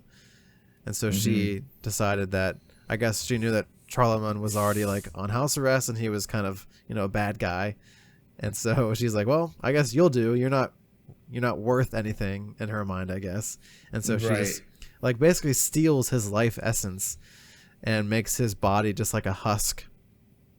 And so then she like, I guess, takes his life essence and moves it to Taniel so that he can have his life back. And so that's when, so like Adam sees this, and that's when the Adam is able to take his life essence and put it into this new husk body of Charlemagne. So there's like a free body available. And he made a comment that usually I'll just go into like an infant body, like a baby's body that was maybe going to be a stillborn, so that he can give life to something that would have been dead, which is an interesting. That's kind of a good altruistic thing for him to do, is to give new life to something that would have been dead before. So yeah, I don't know. What did you think of kind of his resurrection and that kind of whole process of how that took place? Yeah, it's very interesting because I feel like the other gods are not doing this, right? Right. Yeah. Like, it's only Adam who's jumping bodies here, into new and different vessels all the time. Like, has it always been Claremont and Karis? Or, we know Kresimir has always looked like Kresimir. I apologize. It's getting late and I just had a big yawn. It is. So, yeah, I just thought that was interesting. And, you know, we made some parallels to Christ, and how, like, it was his sacrifice. No, you said it much better than I could. Like in this book, like how his resurrection, like it required a life essentially. Yeah, I think that's what you were talking about earlier. Yeah, like in order for Capol to save Taniel, that required the life of somebody else, which would have been Charlemagne. And then so this is how he's able to come back, because of now a life, like a body is now available to him. Yeah, and I just thought it was like in order for us to have life, like another life had to be given, and that was Jesus's life. And so that was kind of the parallel I was thinking of. Not that it's like a direct parallel, but it's just like blood has to be spent for us to have life. Even in the old law, like when you would sin, you'd have to sacrifice animals, and their blood would cover the sin and everything. So there is this, like, it's weird to think that the Old Testament has, like, quote unquote blood magic, or is like, like we're taking the blood of these animals and we're washing away our sins, because blood is the essence of life, right? Right. And then the opposite of life is death. Yep. So, yeah. And if without Jesus' sacrifice, none of us will be getting into heaven, because the bar is too high and we will never be able to jump over that bar ourselves. So we always thank God for his sacrifice for us. Yes. This is the good news, that Jesus paid it all, as the classic hymn says. Yes. So they talk about, like, him coming back to life, and how Adam took over this new body. And so Tamas wants Adam to come and help them fight Brood. And Adam is kind of reluctant to do this, because he's like, I'd rather just stay under the radar and not mess with my brothers, because he knows that they're more powerful than him. And so if he does, like, confront them, he'll just probably die again. And so he's like, I can't really do anything. And Tamas is like, that's not good enough. That's lame. Like, why would you? Well, he says, like, why would you even come back if you weren't going to help us? Is essentially his comment. So I don't know if that's a fair comment, but that's Tamas's kind of point of view at this point. And so they try to make this trade with Vlora for Kresimir. And I think initially Tamas wasn't going to do it, but then he decides, I need to do this to get Vlora back, because she's important to Tamas. And so they make this trade, and so they get Vlora back, and they give up Kresimir's body, and they give it to Claremont/Brood. And then at the end of this chapter, we get the reveal that Charis is in fact Brood, because Adamat goes to visit her in prison, and he figures out that she does not have a shadow, and that is the clue that she is a god and not a human being. So there we go. And then kind of the last section of this phase is that Adamat and Ricard are waiting for the election results, and Ricard offers Adamat a job, and he also offered his wife a job as well, so they could work together and they could take off together. And so this is a kind of a good scenario for all of them, and so they're very happy about it. There's just this is kind of like the lull before the storm of the last phase here. And so Ricard is revealed to be the winner of the election, and everyone is very happy. Yay! And Claremont comes in, and everyone's like, oh, what's he going to do? Is he going to do what he said he was going to do? Because he said if he loses, he'll just leave. Right. And he'll take his forces, and he'll go back to Bredania, I guess, and just try to do... He has another backup plan that he reveals later on. It's like, I would have done these things, and I would have come back and enacted my plan a different way. And so he concedes and he leaves, and so yes, they're all very happy, and they start a parade, and they're watching Ricard give his victory speech, and everyone's happy. And there was a comment I highlighted in here that Tamas shed a tear because he was realizing that his dream was coming true. His dream of an agile republic is finally going to be realized. And then we get these rumbles in the earth. An earthquake begins to happen, and then the Sablehorn prison just starts to collapse. And this is where the beginning of the end starts to take place, where Gabe is going to pick it up for us. Yeah. So now we are in the end game here, because Claremont has declared defeat for himself, but his other half has some other ideas about how this is going to go down. It's not going to go down as peacefully as Claremont said it was going to happen. So at this point, we have Taniel and Rickard and Bo and Nila all together. And we're going to start by separating Taniel out to get Rickard to safety. And Bo and Nila are going to kind of try and take out the privileges. These are the Brudanian privileges who are there, able to protect Karis and Claremont. So Lowry is the one, like the voice of the Brudanian cabal, and she's the one that took away Bo's leg, and now she's going to try and convince him to come over. She said, "Why don't we just kill Tamas together?" And he was like, he's trying to kill her secretly while she's doing this, and he ends up killing another privilege or something. He's like, "I missed."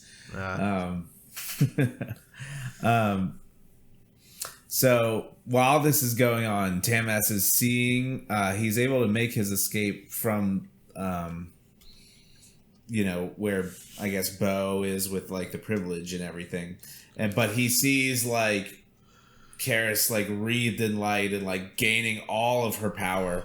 And she is going to approach Tamas and she's going to start to choke him.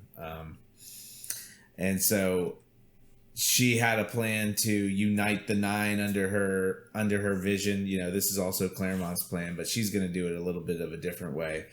And so Tamas is being choked and he's near death, but Vlora and Andrea are going to appear and they're going to try and take her out. I think Vlora hits her with the stock of a barrel.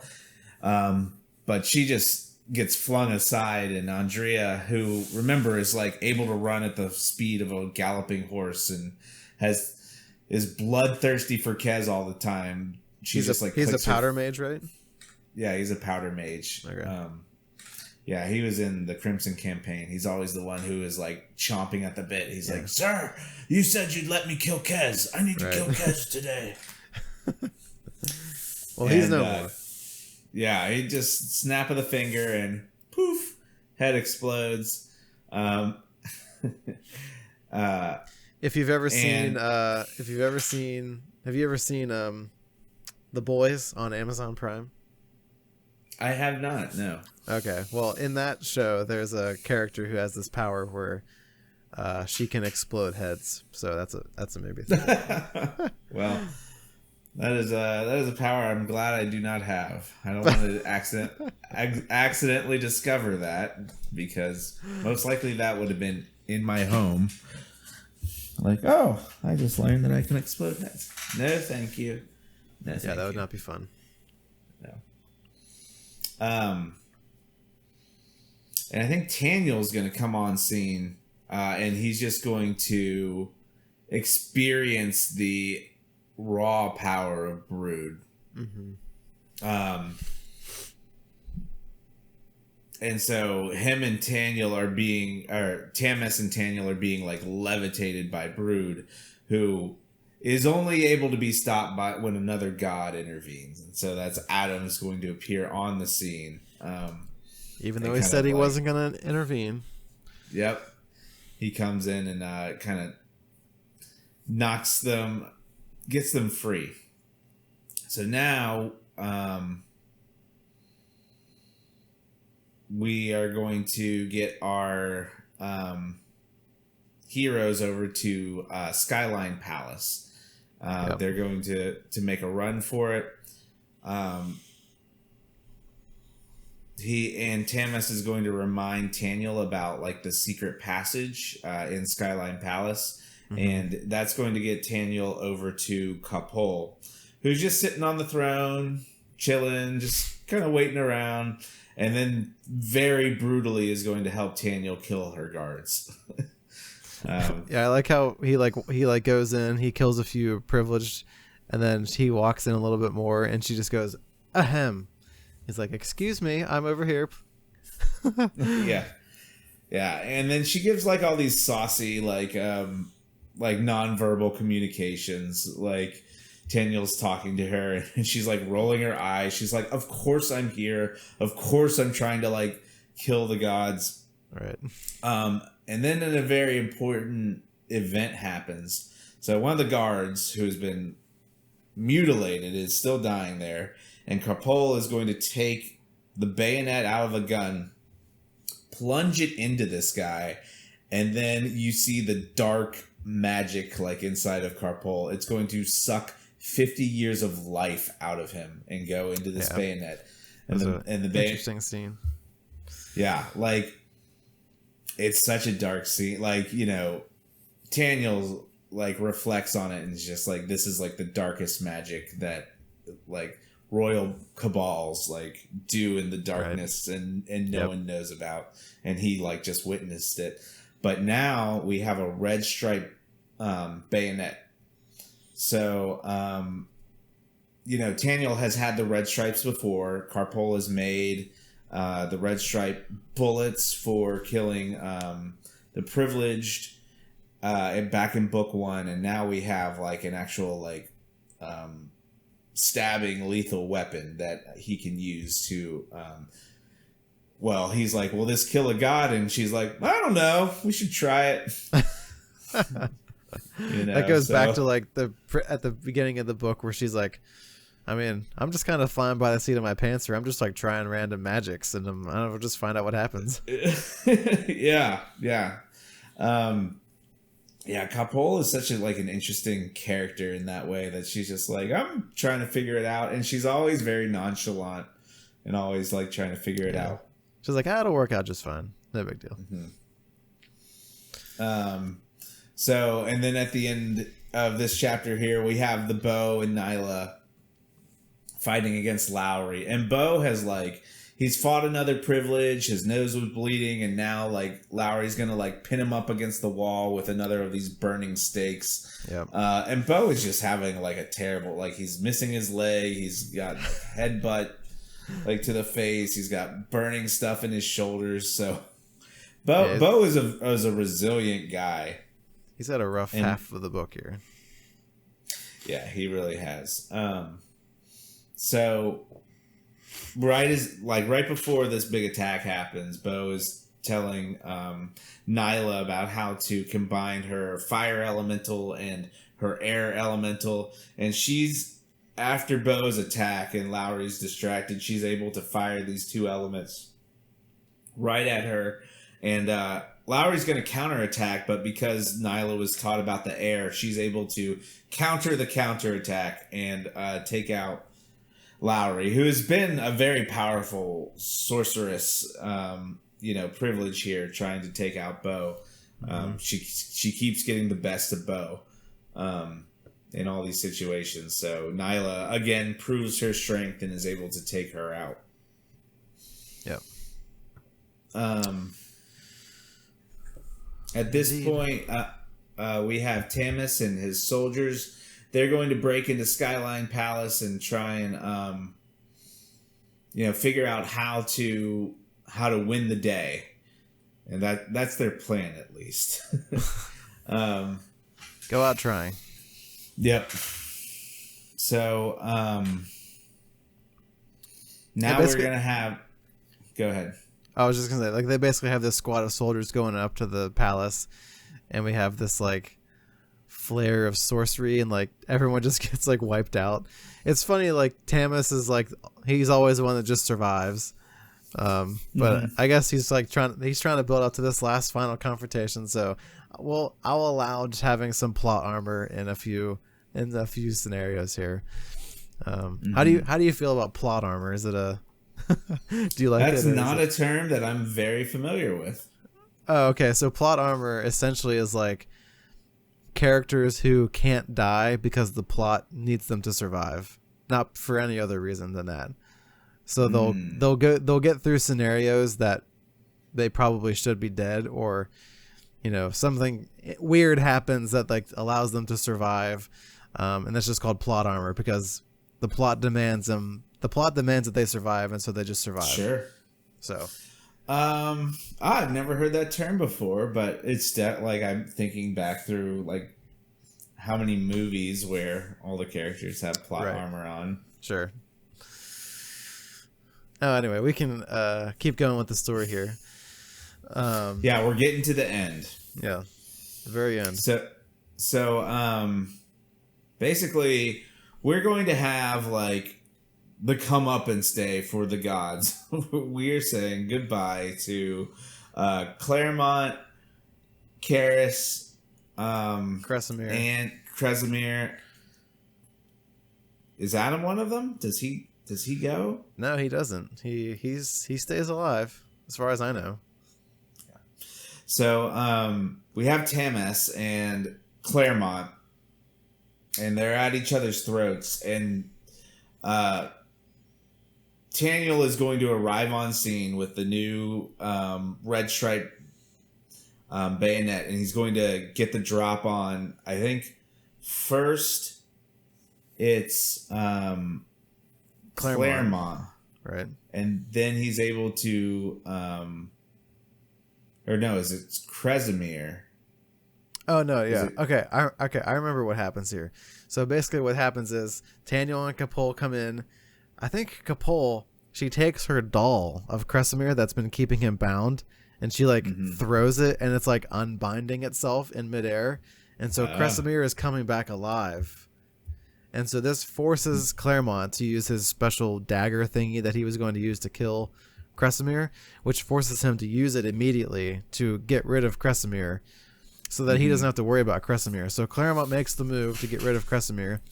He's successful in that attempt, but that leaves an opening for Taniel to use his new special bayonet to jab Claremont. It says like right through the soft of his neck or something and up to his brain. Like that's the phrase that he uses in the book. And so Taniel gets the better of Claremont. So now Claremont is dead.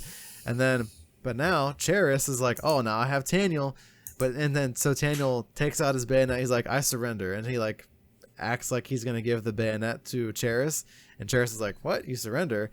But instead, like he chucks the bayonet up into the air, which lets Capol jump over Taniel and grab the bayonet and like come down and like slam the bayonet onto Charis, and then Capol just goes like crazy and just starts stabbing her like repeatedly. Oh yeah, I remember. And then Taniel's like, crazy. Okay, she's dead. You're good. Yeah, you need to stop. Yeah, just the alley-oop for the for the finish here. So it was a typical like action movie ending, like the. You know what I mean? Like the big defiant blow against the big bad in the book. Right. Then we get a very sad scene at the end of this chapter. Yeah. So, out of the rubble, like we're kind of like cleaning up the palace and everything. Adam is going to come in. Oh, you didn't get the ending of that scene though. What happens at the end of that scene? Somebody dies. Yeah, Sorry, I forget that we have this moment here with Taniel and his dad, and like, it is heart wrenching. Like in the book, he's like, Dad, right. And and Tamas, he's like saying, you can't go, and he's like, no, I'm going to go this time. Right. Yeah, and then that was that. I didn't cry this time. I believe I cried the first time that I read it because I was just like, man, it's Tamas. He's like the he's like the backbone of the country. You know? I like the last phrase, or the last thing he says. He says, "Your mother says hi," or something like that. Yeah, I remember that now. Mm-hmm. Yep. So we get the final goodbye of Tamas, which, as Gabe mentioned, is a good send off for him because he accomplished everything that he set out to do at the beginning of the trilogy, I think. And so, sorry, you can continue with now post crazy events happening. Yeah. So, Adam is going to come in and find Tamas in the wreckage of the palace, and he's going to shed a tear. And he's also going to make an announcement that Taniel is dead to all there who are in the crowd watching this happen. Interesting. And then we are going to go to Nila and Bo, and it's like sometime after all of the events have happened, and we're like wrapping up the book here. And so Nila and Bo have formed the new Republic Cabal, which also includes Powder Mages. So they've kind of rolled in the Powder Mages into the new Cabal, and they have decided that they are not going to be like anyone's lapdog. They're going to be like in the army, reporting to officers and not beholden to any one group, like the aristocrats, or like one person. Because that's how you will if you give someone that much power to wield all of their power together, that person will use it for, corrupt purposes, essentially. Mm-hmm. And then we have the scene with Taniel and Julene, where he goes in to see Julene because he promised that he would kill her when they're up there, like in the second book, on those crucifies, on these humongous crosses on the Kez army. And then they have an exchange, and Julene actually, in exchange for forgiving everyone who was involved with her events in Adopest and the losing of her hands, she's able to go free. That's what Taniel and her come to that agreement that no one else needs to die. Taniel is tired of killing. Yep. So I didn't even explain that Vlora and Taniel are kind of meeting, and that Taniel has like gone undercover, and he's like the war hero, but he's decided to live a life out of like the public spotlight and just continue to be dead. Yep. So yeah, that was kind of the epilogue. Like she goes into the Tamas's old office because it's now her office, because she is now the youngest general in Andran history, and she's like, well, I don't know if I really deserve this because everyone else is like dead essentially, and she was like the only one left to promote. I think that's basically kind of what happened. But I mean, I think she's selling herself a little too short, because she did in the first half of in the first part of the podcast, for the first half of the book, it was mentioned like whenever Tamas left the war effort to go and save Taniel, he had left a bunch of instructions for Vlora and stuff, but there were many scenarios that Tamas did not leave instructions for, and so Vlora had to make decisions all on her own, leading this army, and she did an excellent job, and she did a very, Tamas said she did better than he did.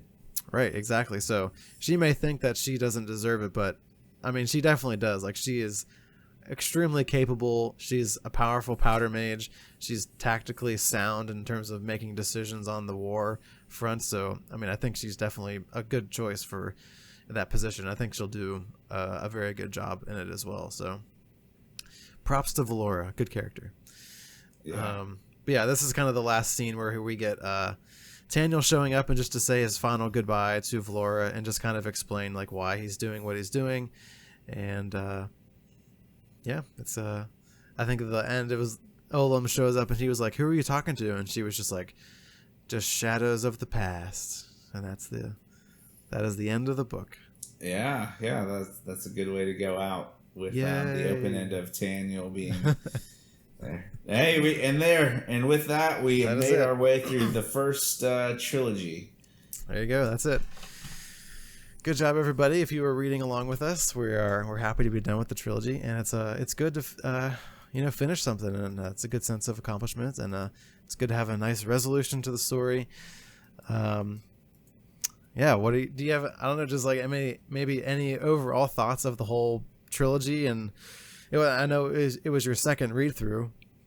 But hopefully, because we're doing it for the podcast, you got a lot more out of, talking about it and like all the intricate details of all the things that were happening and the plot points and the different magic systems and, all that kind of stuff. So the interesting thing is when you read a book for the first time, like you can say it's a good book, but then it's the times when you go back and the ending and like you can appreciate like how the author is building the story. And I see this a lot with like Robert Jordan's books and like even here, like how they like the authors are planting seeds and you don't see them like for Wheel of Time, like hundreds of pages. Like there's just like this one nugget like way back at the beginning, and then you're like, oh, he's drawing on that throughout there. And that's, like one of the things I was thinking about was the traitor in Wheel of Time. The Wheel of Time. Pot on Fame. And he no, the other one who was Aiel, and he was meeting the Dark One, and he walked around with like he was missing his sword, and that was like the first scene of the book. And then, like, the whole book, he's the traitor, and you don't know until, like, the very end. And that's... it's not Uno. It's the other... it's the other guy. I can't remember off the top of my head. Mesma, maybe? But, what is it? Mesma? Masema or something like that? I don't see the names. I can't do it. It's probably... I haven't read Wheel of Time recently, so I'm out on all the details of Wheel of Time. Yeah. Beyond that, I mean,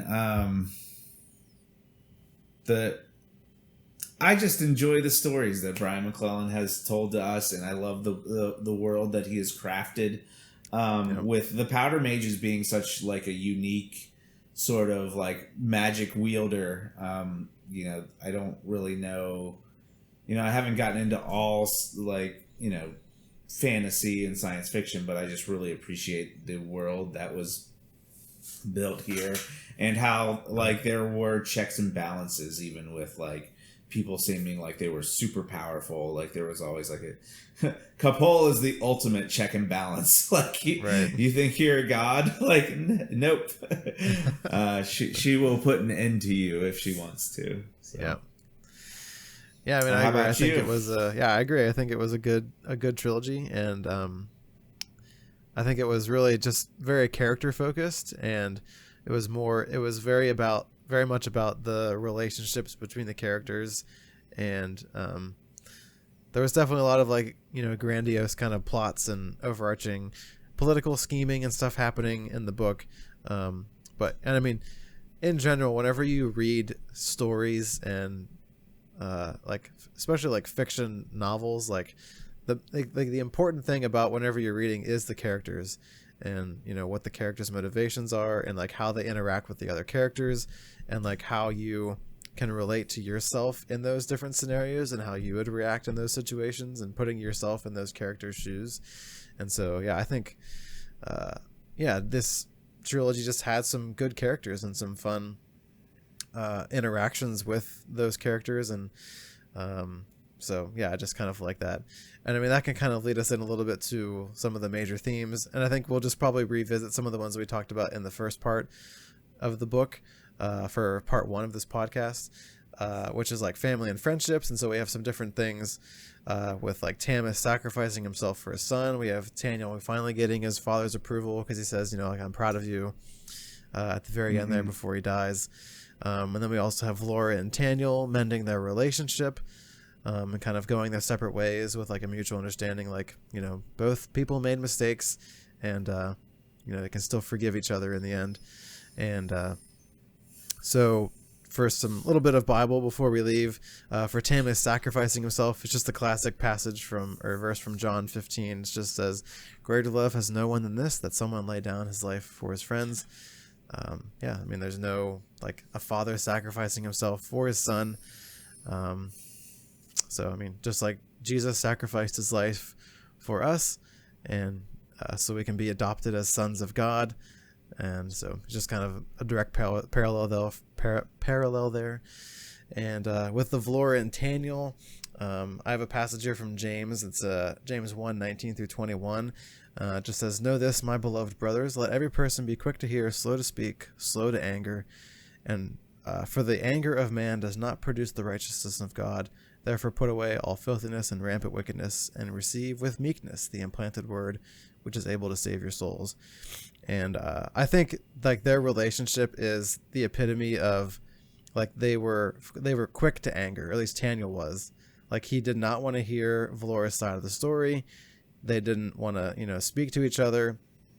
This is also applicable to Tamas's experience with the Kez and how he made that poor decision about not hearing their messengers.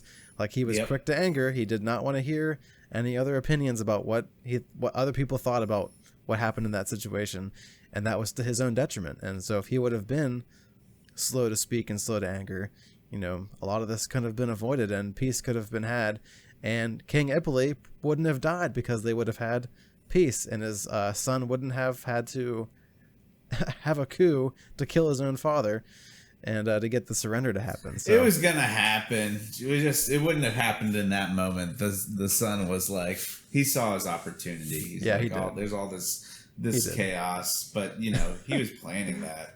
Yeah, it was gonna happen either here or someplace else. Yeah, true. Well, still, it was a bad decision by Tamas, and if he would have followed this biblical wisdom, for sure. If he would have followed this biblical wisdom, it would have been in a different situation. And another theme we had was the ends justify the means, which we talked about in part 1, where we're talking about Nila kind of having an issue with, using her powers for, seemingly like she's doing evil things, but she's doing it for the right reasons, or she's doing it to save the people that she loves. And so I think she kind of gets over this fear of killing for the right reasons. And so it doesn't seem like she has any problem with this anymore, but I don't know. So maybe she'll show up in the other trilogy and we'll see more of, what's happening with her. And I think we kind of already talked about like the resurrection kind of theme with Adam. So you can go back to that section of the podcast to check out that discussion as well. So yeah, those are some of our major themes, and I think that's going to be it. This one is really long, guys. I think this might be the longest podcast we've ever done. We're almost at 2 hours here. So crazy. But yeah, that's what we're going to call it. Do you have any last thoughts on just this book and this trilogy? I think I said earlier that I just really appreciate the world crafting that went into building these kind of magic systems were really good. But I also like the grittiness of Brian McClellan. Like his descriptions are graphic. But I just enjoyed the book and the story arcs and like the characters. So just all around like great trilogy. How about you? Yeah, very good. I agree. I think at some point I will pick up the second trilogy for sure.